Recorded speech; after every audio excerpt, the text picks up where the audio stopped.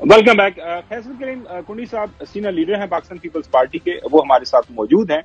और खासतौर पर जो हालिया दिनों के अंदर जो बयानात मुख्तलिफ हम देख रहे थे पाकिस्तान पीपल्स पार्टी के लोगों के, अभी कायरा साहब का बयान अभी हमने आपको सुनाया। यूसुफ रजा गिलानी साहब फॉर्मर प्राइम मिनिस्टर जो है पाकिस्तान पीपल्स पार्टी के, उन्होंने भी कोई लेवल प्लेइंग फील्ड के हवाले से बात की है, वो भी आपके सामने रखते हैं। तो क्या बाकी लेवल प्लेइंग फील्ड नहीं दी जा रही? देखिए, लेवल प्लेइंग फील्ड का हमें इतराज नहीं करनी है, क्योंकि पीपल्स पार्टी को कभी भी लेवल प्लेइंग फील्ड नहीं मिला। अच्छा कुंडी साहब, अब ये बताइएगा कि ये जो डिफरेंट आपके लीडरान की तरफ से बयान सामने आ रहे हैं, कुछ लोगों का ये ख्याल है कि ये सिर्फ मीडिया की कंजम्पशन के लिए बयानात हैं, बाकी ऑन ग्राउंड जो है आप पाकिस्तान जो मुस्लिम लीग नून के साथ आपके रबाबत भी हैं, और खबरें ये भी आ रही थी मियां साहब आगे हैं, आने वाले दिनों के अंदर को मुलाकात भी होने जा रही है उनकी जरदारी साहब के साथ।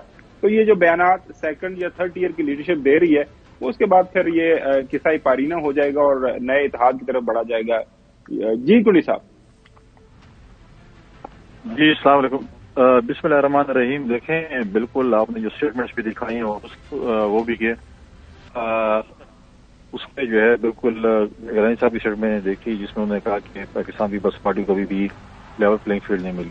जहां तक आपके खदशात हैं और लोगों के खदशात हैं कि पाकिस्तान पीपल्स पार्टी कोई ऐसी वो कर रही है, देखिए हमारे हर पॉलिटिकल पार्टीज के साथ एक अच्छे ताल्लुकात हैं। हम इखलाक में दायरे में रहते हुए हम जो है वो तनकीद भी करते हैं, हम सियासी तनकीद करते हैं। हम माजी की पिटाई की तरह उसके लिए भी तनकीद नहीं करते, जिस तरीके से वो तनकीद करते थे, जिस तरह वो गालम गलोच की सियासत करते हैं वो नहीं करते। हम पोलिटिशियंस हैं, हम कोई बैठेंगे, हमारे बिल्कुल अभी हम हमारे तमाम पॉलिटिकल पार्टीज के लीडरों का एहतराम है, लेकिन सियासत अपनी जगह पे पॉलिटिक्स हम करेंगे। हमें जहाँ पे एतराज होगा, हमें जहाँ पे जो कुछ होगा हम बिल्कुल ओपनली करेंगे। हम ये बात नहीं है कि हम नहीं करेंगे, जहाँ पे भी हमें कोई चीज नजर आएगी बिल्कुल हम इसको ओपनली मीडिया में भी डिस्कस करेंगे और बातचीत भी इसके ऊपर करेंगे। ये जो इत्तेहाद की बात हो रही है आइंदा इंतखाबात में पाकिस्तान पीपल्स पार्टी और नून लीग के दरमियान सीट एडजस्टमेंट की, आपको याद होगा पीडीएम के प्लेटफॉर्म के ऊपर जो उनके सीनियर लीडरान ने एक से ज्यादा ये बात की थी कि हमें इस इत्तेहाद को आगे लेके बढ़ना चाहिए और यही कायम रहना चाहिए और सीट एडजस्टमेंट भी हमें करना चाहिए। आपके जो प्रेसिडेंट हैं, पीडीएम के प्रेसिडेंट थे उस वक्त, पीपल्स पार्टी गो के उसका हिस्सा नहीं थी, बाद में अलहदा हो गई, उनका भी यही ख्याल है कि हमें आगे बढ़ना चाहिए। और लेकिन बिलावल भुट्टो जरदारी साहब इसको बिल्कुल रिजेक्ट कर रहे हैं। पहले बिलावल साहब का आपको बयान सुनवाते हैं। यही कंसेंसस ही सोच था जिसकी वजह से हमने पीडीएम के साथ दिया, जिसकी वजह से वजीर बना कि हमने तो सारे जो पुराने बुराइयां थे उनको दुरुस्त करना, सिलेक्टेड राज को खत्म करके हमने तो जमहूरियत को बहाल करना था। सारे सियासी जमातें मिलके हमने तो वोट को इज्जत भी दिलवाना था, पार्लियामान की इज्जत को भी दिलवाना था, आइन के मुताबिक चलना था। अगर इस एक्सपीरियंस के बाद अब मुझे पता चला है कि दैट फ्रेज, एक फ्रेज है अंग्रेजी में कि the road to hell is paved with the best intentions, तब मुझे समझ आ गया है इसका मानी क्या है। एनीवे, मैं मायूस नहीं हूं, काफी कुछ सीखा हूं।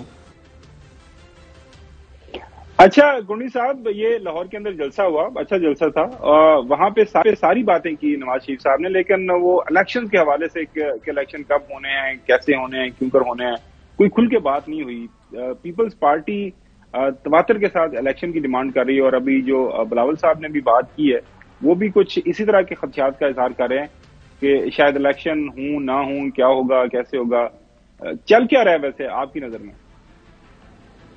देखिए, आपने पीडीएम की भी बात की और बिलावल साहब की स्टेटमेंट भी आपने दिखाई। बिल्कुल पीडीएम में ये सोच पहले थी, लेकिन देखें पीडीएम हमारा ये नहीं था और हम पीडीएम से अलग भी हुए।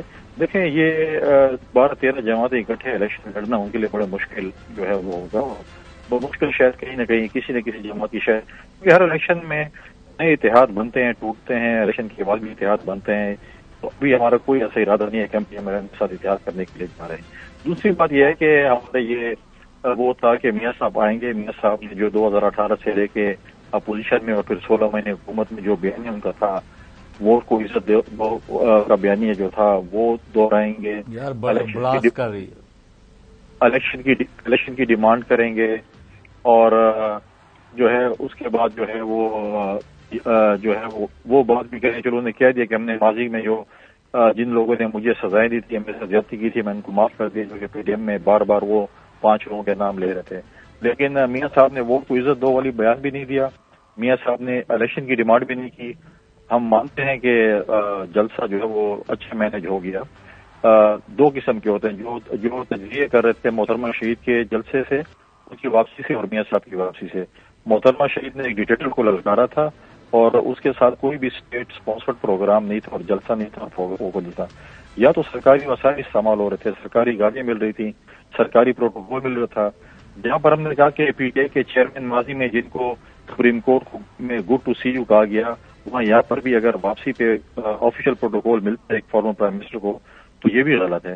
کیونکہ اگر ملتا ہے پھر تمام سابق وزراء اعظم کو ملے, یوسف گیلانی کو بھی ملے, راجہ پرویز شرف کو بھی ملے, شہباز شریف صاحب کو بھی ملے, خاقان عباسی صاحب کو بھی ملے, جو جہاں پر وہ جاتے ہیں پھر ان کو بھی اس قسم کا پروٹوکول ملتا ہے, پھر ہم سمجھیں گے کہ باقی اسٹیٹ جو ہے ہمارے فارمر پرائم منسٹر کی عزت کرتی ہے. اچھا فیصل کریم کوٹی صاحب یہ بتائیے گا کہ سر آپ کہتے ہیں کہ الیکشن کی تاریخ کے بارے میں میاں صاحب نے جو ہے مطالبہ نہیں کیا.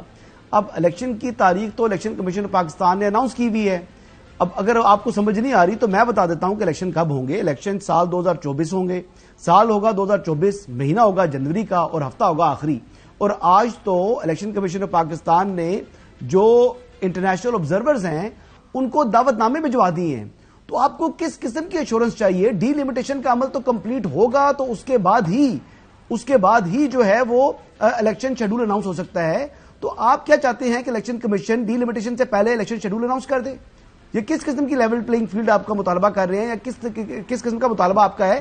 میری سمجھ سے بالا تر ہے, کیونکہ Peoples Party council of common interest کے اندر بیٹھی ہوئی تھی. آپ کے سی ایم نے ووٹ دیا ہے, آپ کے چیف منسٹر نے ووٹ دیا ہے. اگر ووٹ نہ دیتے تو سینسس نے نوٹیفائی نہیں ہونا تھا.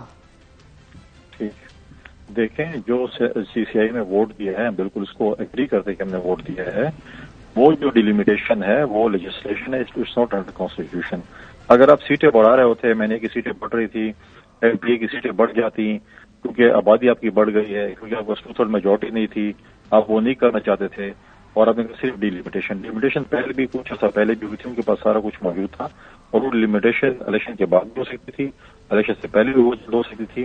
چلو وہ بات بھی آپ کی مان لیں ڈیلیمیٹیشن کی.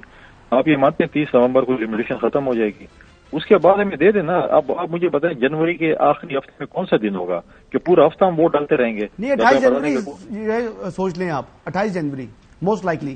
چلیں یہ الیکشن آپ سوچ رہے ہیں, دیکھیں ابھی تک جو ہے چاند نظر نہیں آیا الیکشن, چاند نظر آئے